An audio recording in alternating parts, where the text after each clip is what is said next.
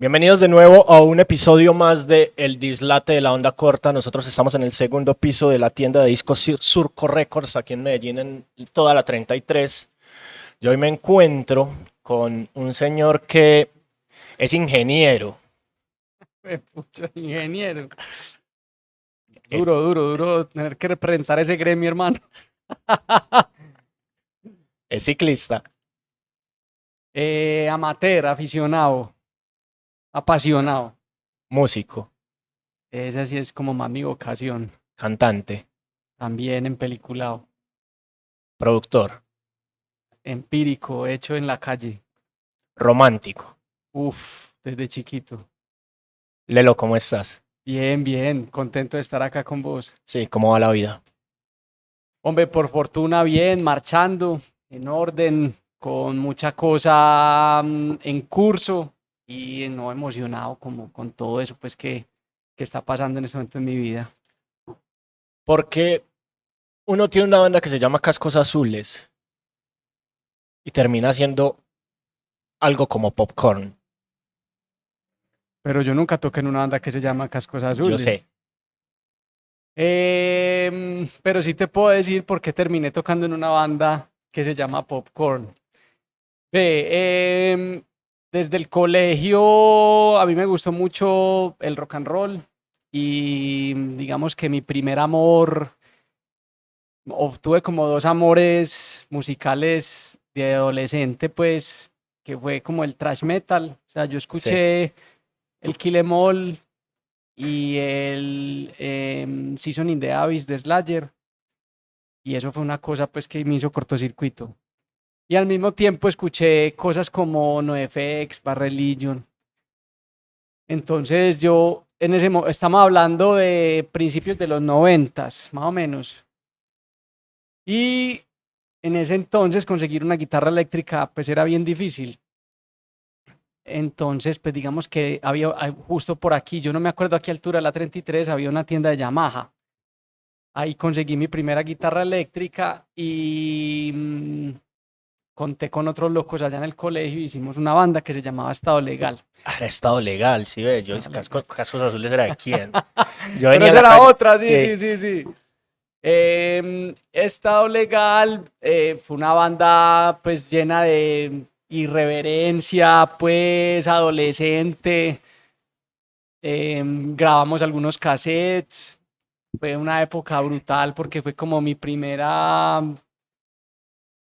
acercamiento con la música y la música pues desde el punk, ¿sí o qué? Siempre he vivido como una dualidad porque pues también desde niño mi papá me mostraba Felipe Pirela, Roberto Ledesma, todos estos boleros, me mostraba tangos y me decía, escucha estas letras, qué cosas tan hermosas, que no sé qué. Y yo también siempre he tenido ese lado romanticón. Entonces como que en Estado Legal yo empecé a fusionar un poco eso. Y bueno, la banda duró hasta que nos graduamos y ya uno después del colegio como bueno, ¿y la vida ya qué? Entonces en ese momento aparecieron otras personas y conformamos Popcorn, que fue para mí fue como un Estado Legal 2.0 pues, porque Sí. incluso las primeras canciones de Popcorn fueron como las últimas que se empezaron a montar con Estado Legal. Y pues ya Estado Legal, Popcorn desarrolló su propia identidad, su propio sonido y su cosa. Ya fueron otras épocas, los 2000. Y Popcorn se llamó así porque en los ensayos comíamos crispetas.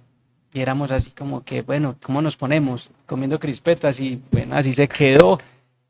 Y ya muy difícil cambiar ese nombre. Sí, más bien. Ustedes llegan como en un momento en el que la ola iba subiendo. El rock and roll de Medellín estaban diciendo que se estaba muriendo. Como en ese momento que todo el mundo dice que el rock and roll de Medellín se está muriendo y ese de rock and roll allá abajo palpitando. Y a ustedes los coge esa ola y ¡pum! ¿Cómo sentiste vos eso? O sea, como el vivir esa situación de... Vos en algún momento dijiste, yo voy a estar montado en tarimas tocándole a miles de personas, o fue algo como que No, pasó. parce, ve. Todo eso fue muy de las cosas que nos pasaron las buscamos, pues porque es que literalmente yo estaba estudiando ingeniería eléctrica, los otros compañeros de la banda también estaban estudiando ingeniería de sistemas, ingeniería informática, o sea, éramos ingenieros y nuestro hobby era tocar, ¿sí o qué? Casi que todos mis amigos les gustaba era jugar fútbol, rumbear, tomar trago. A mí me gustaba era quedarme en la casa tocando. Y los fines de semana era para ensayar con la banda. Y en ese entonces era muy fácil organizar un concierto. Hoy en día es más complicado. Pero en ese entonces vos no tenías que contratar seguros, ni ambulancias, ni un montón de cosas que hoy en día exigen. Entonces, habíamos muchas bandas en ese mismo plan, pues que éramos personas sin pretensiones de nada, que nuestro hobby era parchar y tocar. Todos soñábamos con las bandas gringas que nos gustaban. Y cada fin de semana alguno organizaba un toque y los invitaba a todos los otros. Y eso se empezó a volver como una bolita de nieve, pero ninguno era como consciente de lo que estaba pasando. O sea, para nosotros simplemente era como, ve, hoy vino más gente como al concierto. Y empezaban a pasar cositas, pero uno como que, pues, uno literalmente se reseteaba el lunes para la universidad, trin, toda la semana ingeniero, pues estudiante, fin de semana a tocar, tan. Y una vez alguien organizó un concierto, en esa época estaba ese Templo Antonia, 7-Eleven, todos esos lugares pues que se volvieron como emblemas y el organizador de ese concierto fue a Veracruz Estéreo, una emisora pues de esa época, para hablar del concierto, promocionarlo, y le dejó los CDs de las bandas que íbamos a tocar allá a Blanco, en esa época estaba Blanco, Santiago Rendón, bueno, el caso es que nosotros no fuimos a la emisora a hablar. De repente nos empezaron a decir, hey, parce, ustedes están sonando en Veracruz. ¿Qué? ¿Cómo así? No, imposible. Sí, parce, ya los escuché. Entonces ya era varias gente. Y llega uno a la universidad y es que, parce, los escuché en radio. ¿Qué? ¿Cómo así? Entonces nos tocó ir a la emisora a tocar la puerta. Ta, ta, ta, ta. Nos abrió Blanco. Entonces, hey, mucho gusto. Nosotros somos una banda que ustedes están poniendo aquí.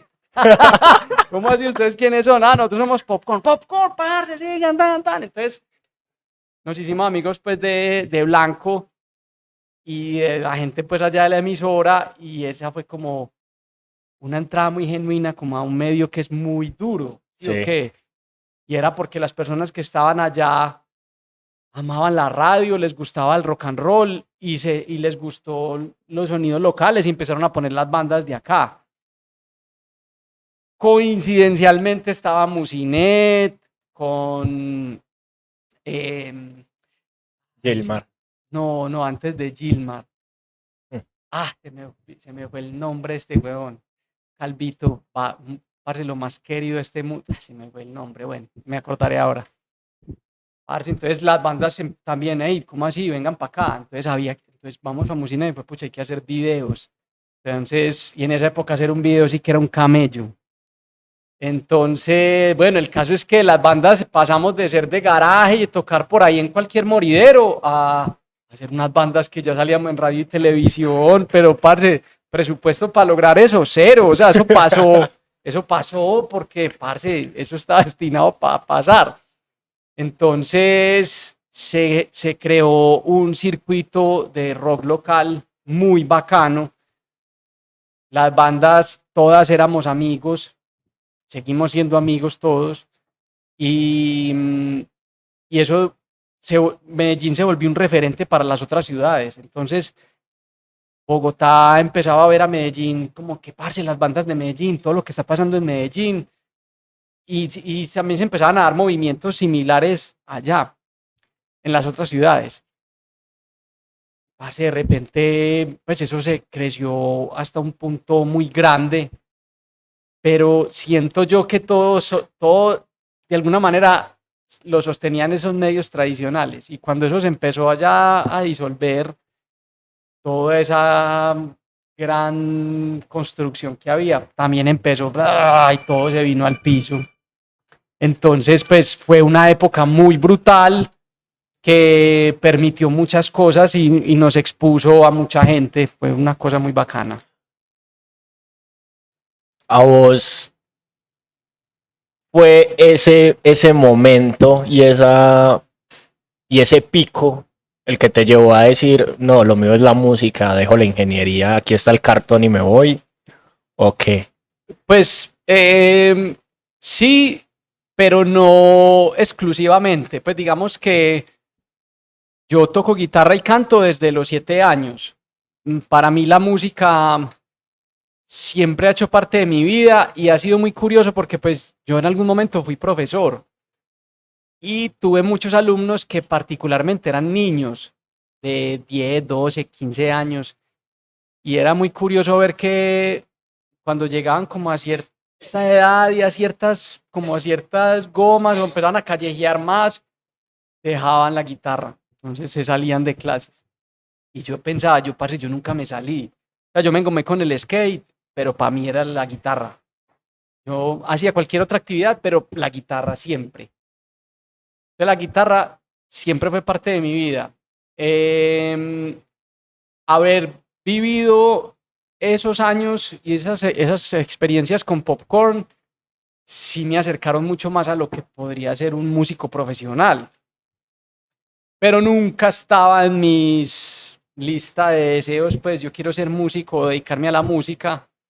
Pero ya cuando yo me gradúo de la universidad y empiezo a trabajar en una empresa, ya mis intenciones, o sea, mi vida se estaba yendo por un precipicio, porque yo literalmente, pues yo me levantaba muy temprano en la mañana, la oficina era al otro lado de la ciudad y regresaba ya casi en la noche a la casa, entonces yo dejé de tocar, dejé de componer y eran los muchachos de la banda, hey, huevón, compone pues, hagamos otro disco y yo no, parce, yo no, yo quiero dormir y descansar. Y yo me empecé a cuestionar, bueno, ¿yo para dónde voy?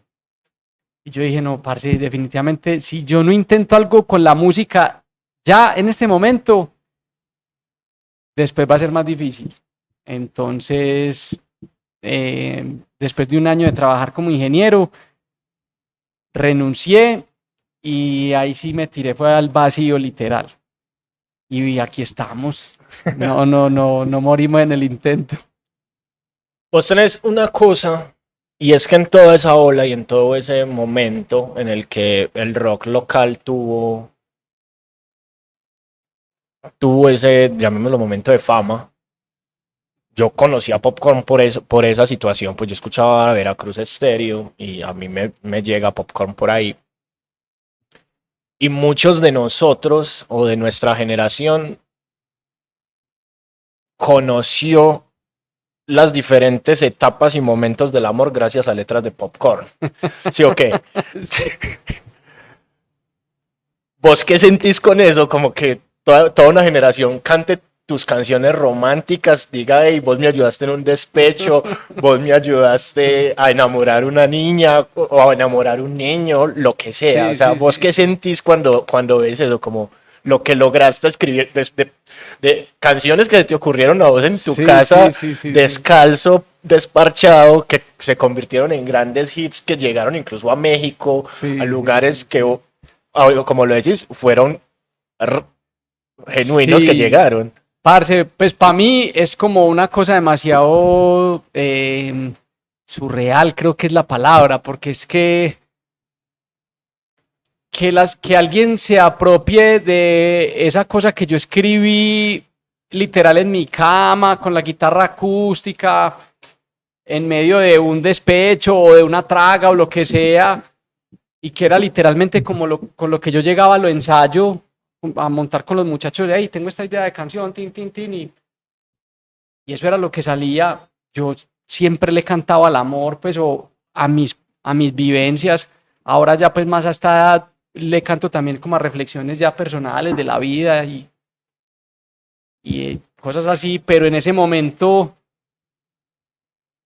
digamos que me sorprende más hoy, todos estos años después, que en ese mismo momento, porque ya es muy loco hoy encontrarme gente que me digan, parce, yo conquisté a mi esposa con esta canción tuya, parce, vos fuiste la banda sonora de mi juventud, parce, vos fuiste no sé qué. En ese momento las cosas estaban pasando, ya hoy hacen parte de la vida pasada de las personas y se lo dicen a uno. Entonces yo en ese momento no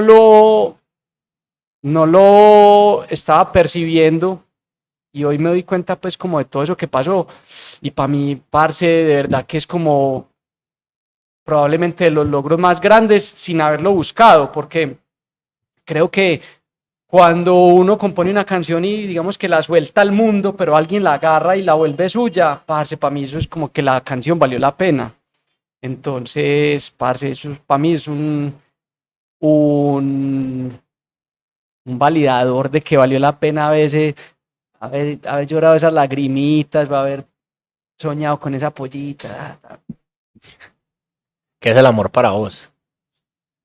Parce, es como el motor. Es el amor, no es solamente pues como el amor romántico.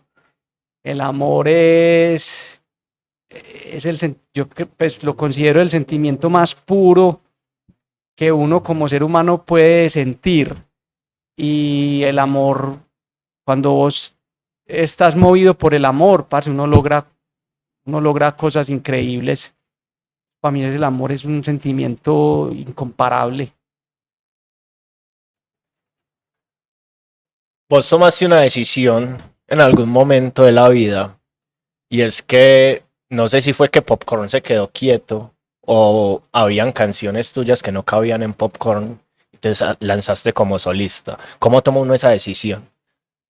Bueno, eso pasó justo cuando yo entré como en esa crisis existencial como ingeniero y yo dije, parce, no, tengo que ensayar mi vida con la música y ver qué pasa. Entonces, pues yo tomé esa decisión sin esperar que mis compañeros de la banda tomaran la misma decisión. Ellos no, sus vidas no estaban preparadas para tomar una decisión como la que yo tomé. Entonces, pues pasamos a ser una banda de 3 ingenieros a ser de 2 ingenieros y un desempleado.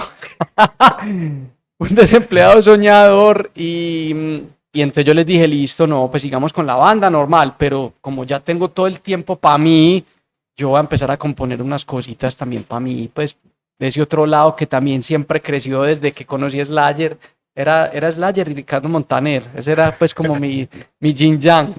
Entonces, tuve ya el tiempo, el espacio, la calma y todo para empezar a componer las canciones que se volvieron en mi primer disco, pero paralelamente existió Popcorn, pero ya era un Popcorn en otras condiciones, porque ya nos habíamos graduado de la universidad, todos estábamos trabajando, ya la disponibilidad de tiempo, pues Juan Luis, el bajista de ese momento, ya tenía, no me acuerdo si era un hijo sí fijo tenía, pero no me acuerdo si el segundo ya había nacido. Entonces, digamos que ya las condiciones para hacer que la banda tuviera la misma actividad que había tenido sus años anteriores era distinta. Entonces ahí fue que nació esa aventura mía. Pero no es la única. Después llegó Volta y ahí sí todo se... Volta nació en ese mismo proceso. En ese mismo proceso, sí, porque es que a mí siempre me encantó ir a los estudios. Pues cuando yo iba con Popcorn a un estudio, fuera el estudio que fuera, incluso desde estado legal, alguna vez fuimos a un estudio que eso, yo no me acuerdo en qué barrio fue, pero era en un garaje, era una consolita de cassette de 4 canales y ahí grabamos unas canciones. Y a mí me voló la cabeza que uno pudiera grabar una cosa encima de otra. Pues eso era para mí una cosa mágica. Entonces ya con los ahorritos que me quedaron de la ingeniería, yo me compré un portátil, una tarjeta de sonido, un micrófono y empecé a los totazos a aprender Pro Tools, preguntándole a los 2 o 3 que sabían de grabación, porque en ese entonces pues no había YouTube, los tutoriales, pues hoy el que no quiere aprender algo es porque no quiere.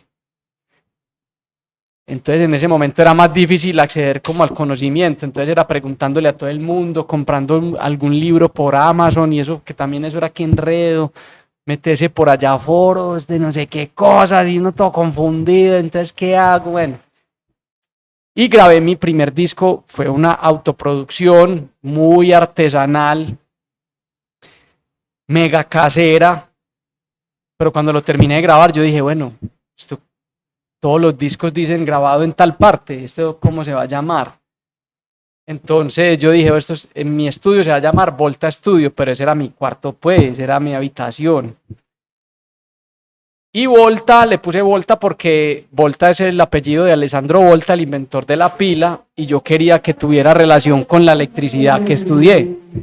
Entonces de ahí pues viene el nombre, ahí nació Volta, pero yo no estaba buscando tener un estudio de grabación. Esa no era mi intención, era mi proyecto solista. Y aquí me voy a meter en tu lado ingenieril y en una de tus pasiones que la conozco porque por culpa tuya me obsesioné. Yo te entrevisté hace más o menos 12 años o 10 años para televisión. Fui cuando tenías el estudio aquí en la villa, ¿cierto? Y cuando terminamos hablando de Volta, vos me mencionaste el otro eléctrico, llamémoslo así, que era tu obsesión. ¿Por qué si tu obsesión es Tesla le pones Volta al estudio? Parce, yo en esa época busqué Tesla, había un estudio que se llamaba Tesla en Estados Unidos, pero no encontré ninguno que se llamaba, pues después de yo pensar muchas ideas, yo le quería poner Tesla o algo relacionado con Tesla, pero me encontré un estudio en Estados Unidos y yo no sé yo por qué en ese momento lo consideré un impedimento. Yo dije, no, parce, ¿cómo así? Entonces yo dije, no, tengo que pensar otro nombre y de ahí nació pues como después de mucho pensar, Volta y ha sido una nota pues me siento ya una conexión muy tesa con esa palabra. ¿Y Tesla? ¿Dónde queda? No, Tesla es, parce, va a decir una mañeza, el que electrifica mi corazón. No, Tesla, yo descubrí a Tesla cuando estaba en el segundo semestre de la universidad y conocer la historia de ese man, yo me enloquecí, yo, uy, parce, ¿quién es este científico? ¿Por qué nadie lo conoce? Porque aquí en la universidad no me lo han mencionado. Y me empecé a dar cuenta que casi nadie lo conocía, de todos mis profesores solo como 2 lo conocían y eran los más viejitos de la facultad, así, y también eran como unos ídolos, unos fans, así como en silencio. Entonces yo iba y me sentaba a conversar con los profesores, vení, que Tesla, y nos sentábamos a hablar como unos ñoños de Tesla. Mis compañeros eran como, ¿qué es este man? ¿Qué es Tesla? Empecé a comprar libros de Tesla por Amazon y a leer y me obsesioné. Y Tesla, pues mi gata se llama Tesla. Y pues digamos que ese man sí marcó mi vida, pero pues como a modo de ser un ídolo, que me pareció impresionante pues su vida y muy inspirador. ¿Por qué crees que no le dan esa importancia y esa relevancia que tiene él? Pues yo creo que él fue un gran inventor, amante de su profesión y de su arte, pero fue muy mal negociante. Pues a ese man le tocó una época donde los que eran negociantes eran unos perros viejos. Pues JP Morgan, Edison, Westinghouse, pues Westinghouse y pues digamos que fue el que lo apoyó, pero pues como que trato de imaginármelo y me imagino un man todo ingenuo, aunque hace poquito me leí un libro también de la vida de Tesla que yo lo tenía ahí y no me lo había leído y descubrí un Tesla que yo no me había como hecho una idea de un Tesla así y era un man también como muy egocéntrico, un poco creído, que me desinfló un poquito pues después de leer el libro, yo ¿cómo así? Yo creo que Tesla no supo hacer a nivel, llamémoslo de marketing, sí, muchas cosas. Capitalizar sus ideas. No capitalizó sus ideas, no tomó decisiones O sea, él era un inventor para mí genuino, pues era un man que su mente estaba era para sus inventos y echar cabeza, pero para relacionarse, para hacer vida social, ese man era pésimo. ¿En qué momento cuando vos grabas ese primer disco tenés Volta y grabas y le pones ese nombre? ¿En qué momento lo abrís al público y decís como, hey, parce, caigan y graben en mi cuarto? No, la que abrió ese estudio fue mi mamá. Parce, yo tenía el estudio que literalmente pues era una tarjetica de 2 entradas, un portátil y un micrófono. Y pues mi mamá veía que yo me pasaba los días ahí, dele, dele, dele. Y una vez un hijo de una amiga de ella que se iba a graduar de publicidad necesitaba grabar disque unas cuñas. Entonces mi mamá llega y me dice, ve, el hijo de fulanita necesita grabar unos jingles y no sé qué cosas y que está buscando un estudio. Yo le dije que lo llamara a usted. Yo, pero ma, yo no tengo un estudio, esto no es un estudio. Ah, atiéndalo a ver qué. Ese man era Salim. Salim es el cantante de una banda que hoy en día se llama Aurora y fue una banda que nació allí. Salim llegó allá a la casa de mis papás, a mi cuarto, a grabar unas cuñas que necesitaba hacer y unos jingles que necesitaba hacer para su trabajo de grado de la universidad. Yo le ayudé a hacer eso y nos volvimos súper amigos. Eso fue un clic musical súper teso, porque entonces cuando ya nos cogimos confianza y nos volvimos amigos, él me empezó a mostrar cosas. Hey, mira esta canción que estoy componiendo. Y él me mostraba eso y yo era, bueno, ¿qué es eso tan chimba? Entonces él me dejaba, yo le decía, ven y yo te grabo el bajo y cantaba esa canción. Y él me dejaba eso y yo me obsesionaba, yo le grababa baterías, pues MIDI, guitarras, yo le grababa más voces y yo, marica, mira esta canción que vos me mostraste. ¿Cómo? Entonces ahí nos empezamos a empelicular, no, hagamos un disco. Entonces digamos que Volta surgió ahí, pero al mismo tiempo empezaron a aparecer amigos del mundo audiovisual. Lelo, necesito musicalizar una cosa de 1 minuto, necesito música original.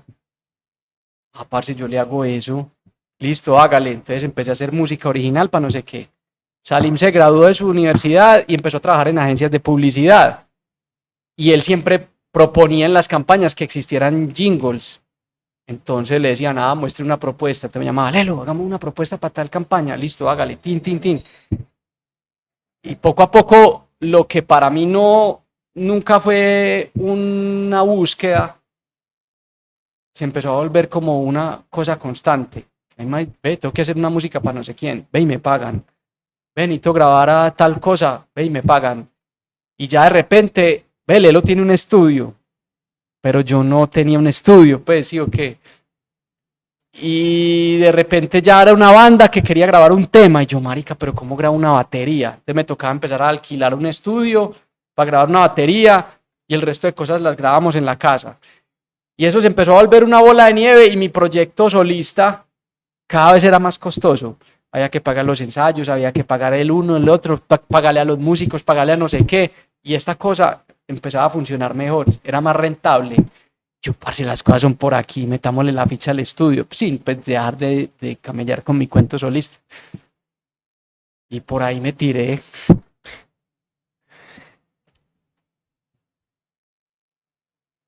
Y llegan las crisis. Mencionaste las crisis ahorita al principio. Entonces tuviste una crisis que te llevó a decir, no, yo no estoy para la ingeniería, renuncio a una empresa, me voy a dedicar a la música, voy a montar un estudio, voy a montar mi proyecto solista, me voy a lanzar al agua. Pues es al revés. ¿Cómo convive uno con la crisis? Qué gran pregunta, hermano. Yo no he lidiado con las crisis de la misma manera en los distintos momentos de mi vida, pero hoy por hoy la forma como yo trato como de sobrellevar un momento de crisis es tratando A ver, es que hay muchos momentos de crisis. Yo hace poco creo que viví tal vez una de las crisis existenciales más grandes de mi vida, pues más teso que cuando no quería ser ingeniero y dedicarme a ser músico, porque sentí que mi vida había perdido propósito. O sea, pues estamos hablando de hace 2, 3 años, yo sentía, marica, ¿yo para dónde voy con mi vida? Y literalmente la única manera de yo volverme a reencontrar conmigo fue justamente como hacer ese viaje hacia adentro, que eso es enfrentarse a sus propios demonios, de verdad confrontarse uno cara a cara con uno mismo, pero en un tono de paz, ¿sí me entendés? Yo creo que la forma de enfrentar una crisis, o como las enfrento pues actualmente, es, parce, tomándome las cosas con calma, que es tal vez como el ejercicio más difícil de hacer, pero cuando uno va viviendo pequeñas crisis y uno entiende, parce, estoy en una crisis, y uno lo identifica y lo acepta, parce, analicemos qué es lo que está pasando con calma, no tomemos ninguna decisión, porque si algo he aprendido es que ni en los momentos más emocionantes ni en los momentos más abajo es sano tomar decisiones. Simplemente, parce, tomémonosla con calma, dejemos que las cosas vayan fluyendo, vayan pasando. Y creo que así me ha funcionado, pues no pelear contra lo que esté pasando, es simplemente que las cosas pasen. ¿Cómo saber uno cuándo llega la calma? ¿Cómo identificarla? Cuando uno se levanta un día por la mañana y de repente eso que antes se sentía mal se empieza a sentir bien. Y creo que eso es producto de las pequeñas decisiones que vas tomando alrededor de tratar de solucionar tus problemas. Cuando tenés un problema, literalmente te estás saliendo de tu zona de confort. Yo hay veces creo que cuando se sobrepasa ese límite de la zona de confort y estás en total disconfort, se dice, de alguna manera estás extendiendo los horizontes de tu zona de confort. O sea, estás haciendo más grande tu zona de confort porque aprendes a estar cómodo con otras cosas que antes te incomodaban. Entonces, la calma se siente cuando lo que te incomodaba de repente ya no te incomoda. Wow. Hace un tiempo, yo voy a seguir aquí haciendo memoria de cosas. Hace un año, ay, ay, ay, hace un año te entrevisté. Epo, ¿cuántas veces, Pars? Te he entrevistado. Esta es la tercera vez que te entrevisto, pero en todas han sido para cosas diferentes. Te entrevisté hace un año para hablar de gritar. Sí, de acuerdo. Y me dijiste que no eras capaz de gritar. ¿Cómo grita uno en un momento de crisis sin saber gritar? Ah, no, sabes que yo creo que por lo que te decía yo creo que yo he sido muy afortunado de tener a la música en mis momentos de crisis, porque es el medio por el cual hago como catarsis y me sano. O sea, tener la música y tener la guitarra y poderme sentar a componer, a escribir, así no salga nada, pero el solo hecho de sentarme a tocar guitarra por horas y desconectarme, yo creo que esa es como mi forma de gritar, pues porque literalmente no, pues he aprendido que cuando ahorita te decía que no se trata de pelear contra los problemas, sino como tomar las cosas con calma y analizar con cabeza fría y empezar a tomar decisiones pequeñas para tratar de solucionar esa crisis. tal vez mi forma de gritar ante una crisis es haciendo una canción, pues porque literalmente pues un grito físico a mí no me da, no me da. Yo miro cantantes como Manzano, parce, pues hablando ya del grito como expresión física, pues yo no entiendo ese man cómo hace, parce, yo medio grito y me quedo ya sin voz, pues no entiendo cómo hacen esos manes que cantan hardcore, por ejemplo. ¿Y en qué momento se aparece la bicicleta? Y decís, hey, voy a salir a montar, a rodar, voy a subir las palmas, voy a dar la vuelta a Oriente o en Ah, bicicleta. la bici, parce, también fue, esa, yo creo que esa es otra forma de gritar, eso se volvió en otra terapia brava, porque he encontrado en la bici, como, la bici es como una psicóloga, uno salir, parce, y pedalear, y disfrutar del paisaje, vos le das vueltas a tus situaciones y uno se tranquiliza. Y la bici llegó porque Luisa, mi esposa, trabaja en Postobón. En esa época existía el Manzana Postobón, el equipo de bici. Sí. Entonces allá les dijeron a los empleados, a ella se iba en una bicicletica paleterita para la oficina, en el Coltejero. Entonces les dijeron, bueno, todos los que montan en bicicleta los vamos a patrocinar, les vamos a dar casco, uniforme, todo, y les vamos a poner un profesor para que se engomen. Y ella, no. Entonces le dijeron, métase. Y ella, no, pero yo no monto en bicicleta, o sea, yo me transporto en una paletera, esto no es deporte, o sea, yo me movilizo en una bicicleta. Hágale, no importa. Entonces, listo. Ese grupito se empezó, ella se consiguió después una bici, pues, como un poquito más decente, y empezó a salir con esta gente, y ella se empezó a engomar, pero engomadas y mal. Salían ya los jueves, los sábados, los domingos, y me llegaba a contarme las historias. Fuimos no sé dónde, yo, eso está como bacano, hombre. Entonces me conseguí una bici y me les empecé a pegar, parce, y desde ahí yo no me he despegado de la bici. Pues eso, y ese, pues, es como la historia que le pasa a la gran mayoría que coge una bici y, parce, no se baja de ahí. Un deporte teso. Y hablaste de los paisajes, de la terapia, de incluso esa soledad y ese silencio que uno puede disfrutar mientras pedalea. ¿Qué sentís vos cuando te llega el silencio? Parce, una paz muy tesa. Eh, yo siento que en este momento de la vida he tenido épocas en las que se me vuelve como una prioridad buscar el silencio, porque vivimos como en medio de tanto caos, tanto ruido, tanta cosa, las redes sociales, pues uno vive a mil, todo, y uno dice, marica, necesito una pausa, y esa pausa es ideal cuando llega con silencio. Y esos espacios son necesarios porque son sanadores, ayudan a resetearlo a uno. Entonces, para mí, esos momentos literal los busco. Es difícil que lleguen solos, a veces llegan, pero son espacios necesarios que tengo que buscar. ¿Y vos crees que nosotros, como sociedad actual, ya que mencionaste el ruido, las redes sociales y toda esa cosa, no sabemos estar en silencio o no nos lo permitimos?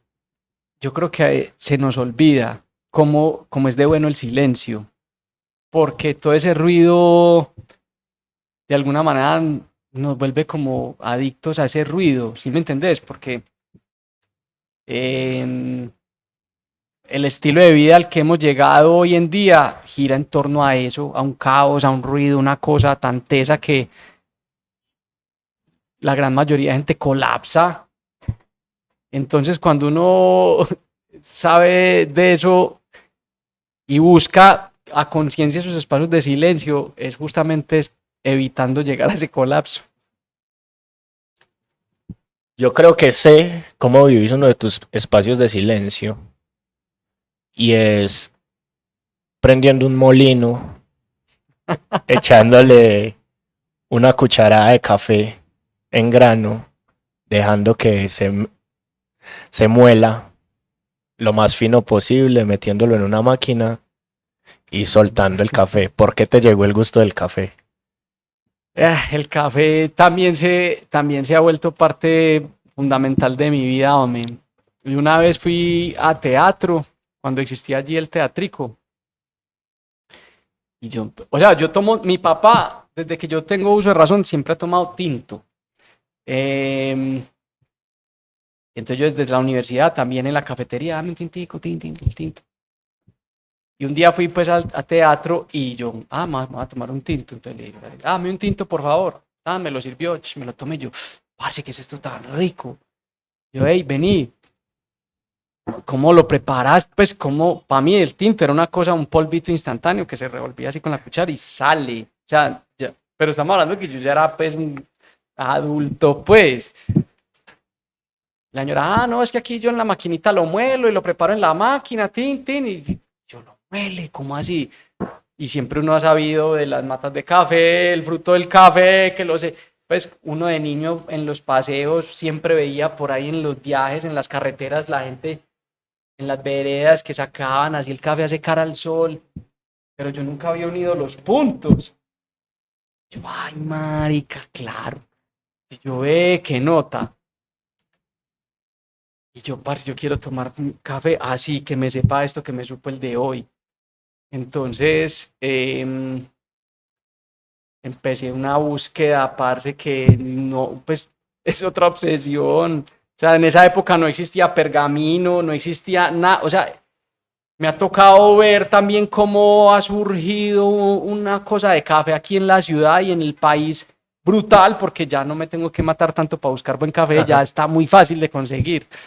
Entonces, el café, parce, es como la vitamina. ¿Por qué crees que nosotros sabemos tan poquito de café?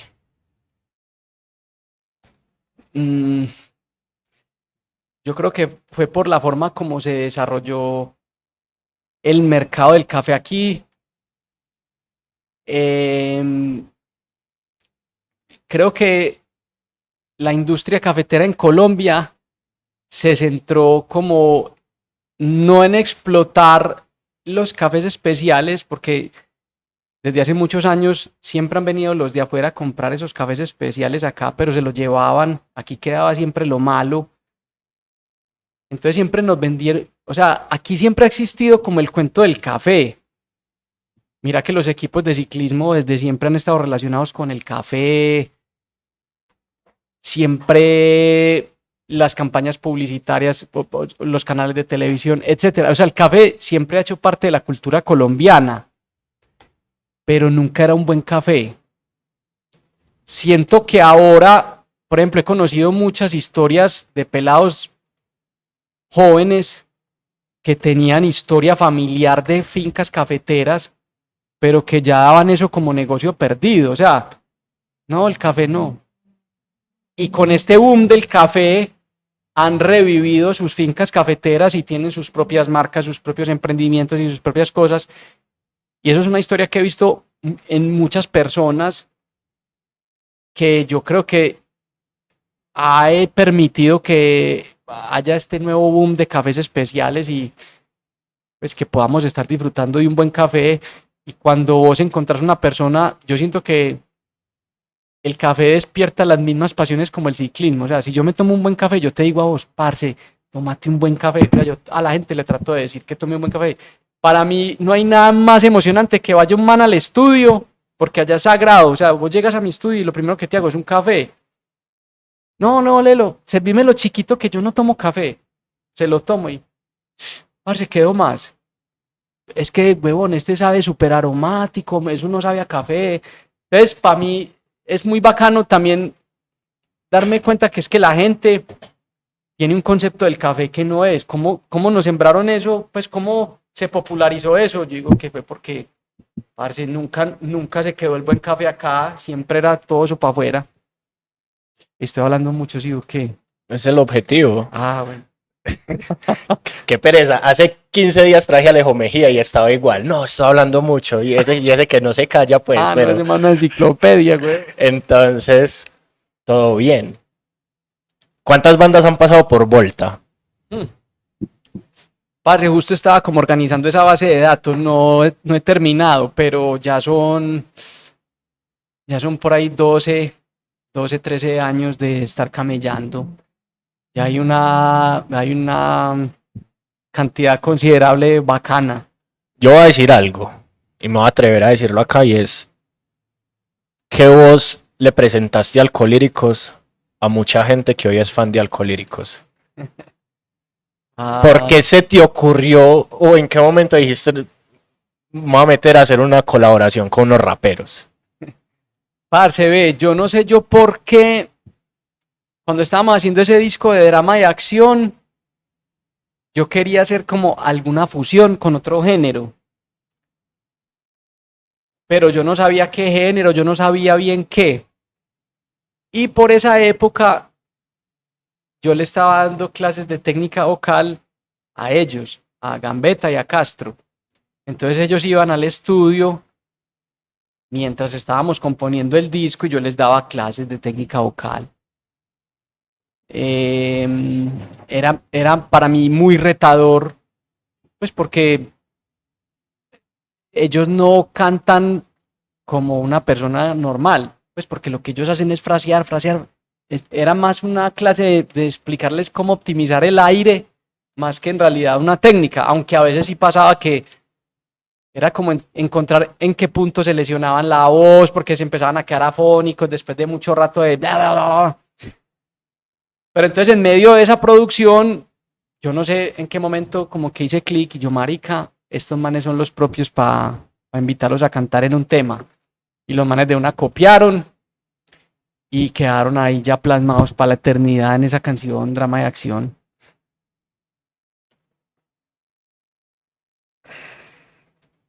Las crisis, la salud mental, tener un estudio, encontrar la manera de publicitar ese estudio, publicitarlo haciendo contenido, que es lo que dice todo el mundo, que es lo que hay que hacer hoy en día. ¿En qué momento dijiste, voy a empezar a actuar mi contenido y voy a generar sketches donde la gente se quede con algo? ¿Cuándo dijiste, parce, voy a hacerlo? ¿O por qué voy a hacerlo? Yo creo que las redes sociales, para mí han sido una batalla de muchos años. Porque como a la gran mayoría de las personas de mi edad, todos llegamos como, ¿qué bobada eso para qué? Eso es para esos pelados de hoy en día.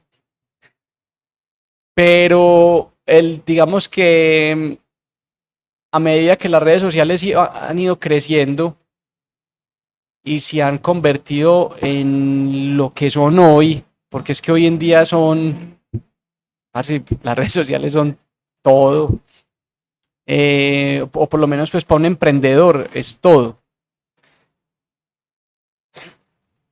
Ve, a mí por cosas de la vida terminé trabajando en la creación de contenidos de otras personas, de otras marcas, pero netamente como en la creación, pues como ayudándoles con fotografía, video, cosas de esas.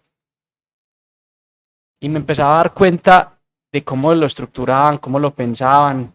Y me empecé a empelicular y yo, marica, esto es una herramienta súper tesa. Tengo que ponerme las pilas porque de verdad estas redes sociales son mi carta de presentación.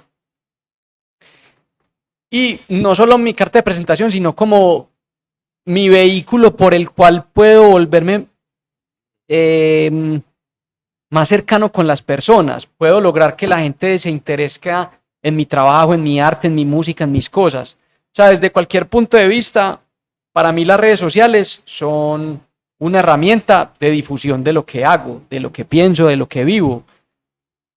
Y yo creo que ese clic lo tuve este año, literal, como en febrero, marzo. Me empecé como a empelicular, a echarle cabeza a eso, a ver cómo lo organizaba mejor. Y este ha sido un año muy bacano pues con las redes. Para mí son un reto entretenido, porque ya no, eso de que, qué pereza para esos pelados. No, a mí a mí me apasiona hacer contenido. Y se me vuelve un reto pensar, ¿qué voy a hacer esta semana? ¿Cómo cuento esto? ¿Cómo cuento aquello? Tengo este proyecto, ¿cómo lo cuento?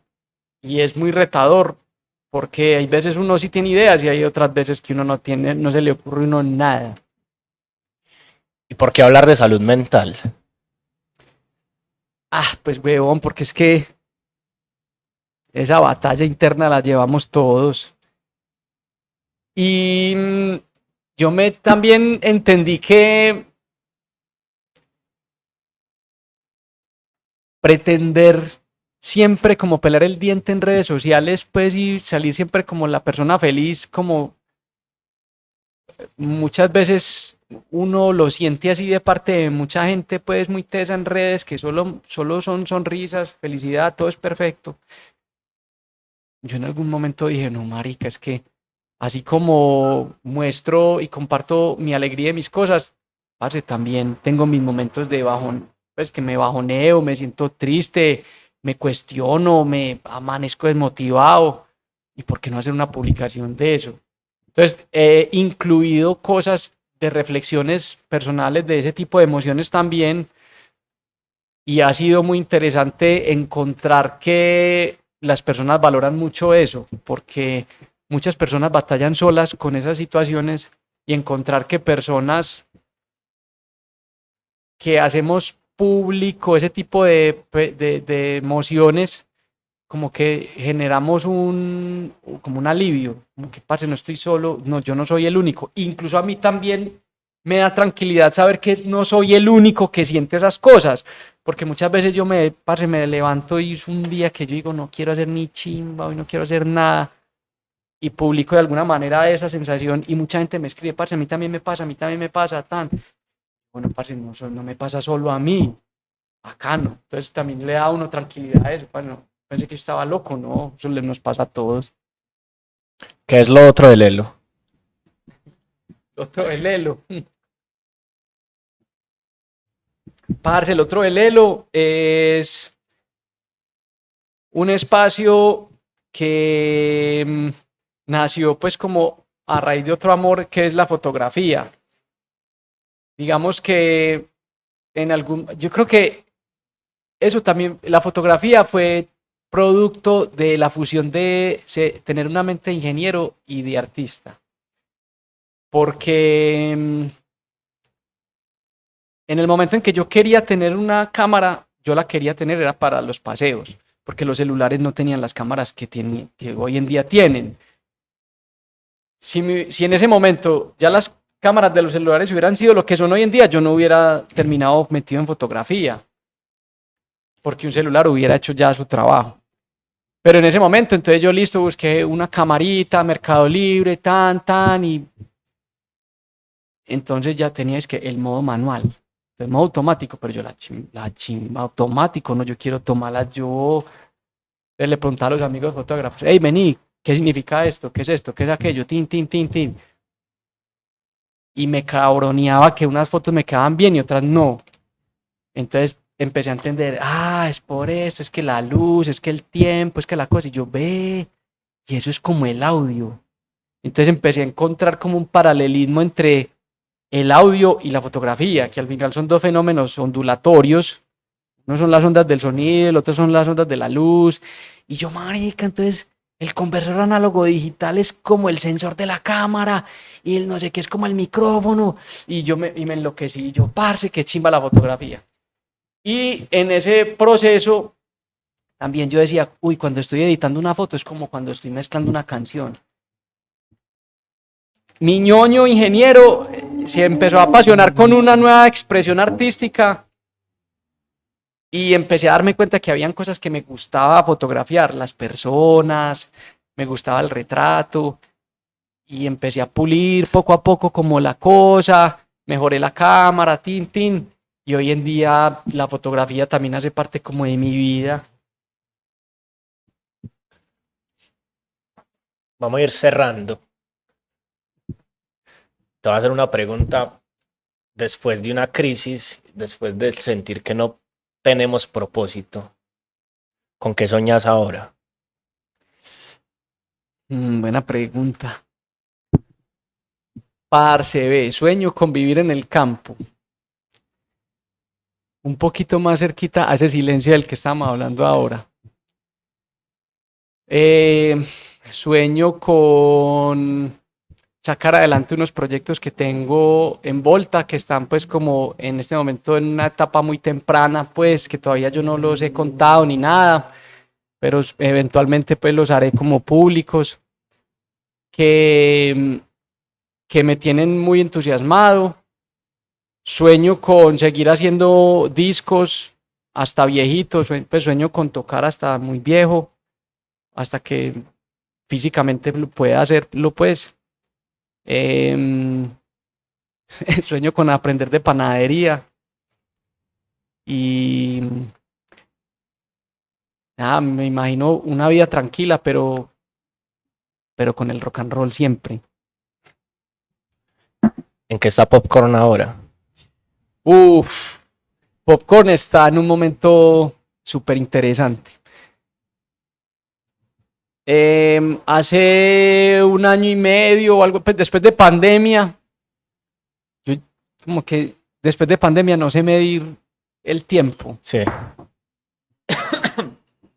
Tuvimos un cambio pues como de integrantes y pasaron a ser titulares los que eran los suplentes. Ajá. Porque pues la pandemia cambió las prioridades de todos. Como te contaba ahora, yo era el único que me dedicaba a la música y entonces la pandemia pues a los otros dos los obligó a unas situaciones que literalmente ya no les permitía tener una banda. Y luego cuando la pandemia empezó a pasar, empezaron a llamar a Popcorn para tocar y pues digamos que nos reunimos y bueno, entonces ¿qué? ¿Cuál es el futuro de esto? Y la conclusión es, Lelo, parce, siga, hágale usted, mal, que nosotros ya no. Entonces entró Gary, que primo tuyo. Ajá. Yo soy re fan de Gary desde hace por ahí 10 14 años, años sí, que lo conozco. Y el abuelo, que fue siempre pues el baterista que reemplazaba al Tache en los últimos años, nos juntamos. Yo les dije, vamos a empezar esta nueva etapa de Popcorn. Y pues digamos que al principio era como aprendamos, pues tenemos que montar el repertorio. Y el año pasado probablemente fue el año en el que Popcorn más ha tocado. Tuvimos conciertos impresionantes aquí en Medellín, Bogotá, en... No me acuerdo ya. Pues fuimos a varias ciudades, fue un año increíble. Nosotros decíamos, marica, ¿qué es este resurgir? Pues no solo de la banda, sino como del rock. Hay como unas ganas de todo el mundo otra vez. Y entonces llegó la hora como que, hey, parce, no nos quedemos tocando estas canciones toda la vida, qué pereza, hagamos música nueva. Y ahí es donde se puso interesante la cosa, porque yo antes era el único que llegaba con ideas a los ensayos con Popcorn y digamos que nadie las ponía en tela de juicio, nadie debatía mis ideas, nada. En cambio acá llego a poner ideas delante de dos músicos que son muy tesos y ellos también llegan con ideas. Entonces estamos haciendo un disco que nos tiene muy entusiasmados y no nos estamos como limitando ni sesgando a que no, es que Popcorn siempre ha sonado así, no podemos experimentar, no. Nos estamos dando todas las gabelas y todos los permisos de, parce, esto no sonó así, hagámosle. Entonces, para mí ha sido muy brutal hacer música con unos manes que también saben hacer, pues saben componer, pues porque digamos que el Tachi y Juan Luis también sabían hacer música, pero no desde el punto de vista de composición. Entonces, Popcorn está en una etapa creativa muy, muy interesante y digamos que los tres tenemos como la misma visión de las cosas, tenemos las mismas expectativas, nos hemos entendido muy bien como grupo y equipo de trabajo, entonces hay una energía muy bacana en este momento con la banda. ¿Y Lelo? Lelo, también estoy haciendo mi sexto disco como solista, ya lancé una canción que se llama No te vayas nunca, el disco se va a llamar El amor en sus formas, porque literalmente le canto a muchas maneras como yo vivo el amor, ¿cierto? No es solamente pues el amor romántico de una novia o el amor, el desamor, sino Mira que la canción que lancé se la escribí a mi perrito, Ujú. pero yo traté de hacer que la canción se sintiera como una canción de amor muy universal, solo que se la dediqué a mi perro. Entonces hay diferentes temáticas de amor ahí en el disco. Y estoy muy contento porque también es la primera vez que involucro a otra persona en el proceso de la producción, que es Lucas, mi baterista, y él está como coproductor conmigo ahí en eso y ha sido impresionante ese proceso con él. Entonces también estoy muy contento pues de estar haciendo ese disco. Lelo, muchas gracias. No, a vos, Juanse, parce, por invitarme, qué nota. Esto fue El Dislate de la Onda Corta. Síganos en todas las redes sociales. Nos encuentra en todas las plataformas de audio, en Amazon Music, en Spotify, en Deezer, en Google Podcast, en Apple Music. Todavía nos estamos demorando porque Apple es muy cansón, pero todo bien. Nos vemos en las calles. Un abrazo.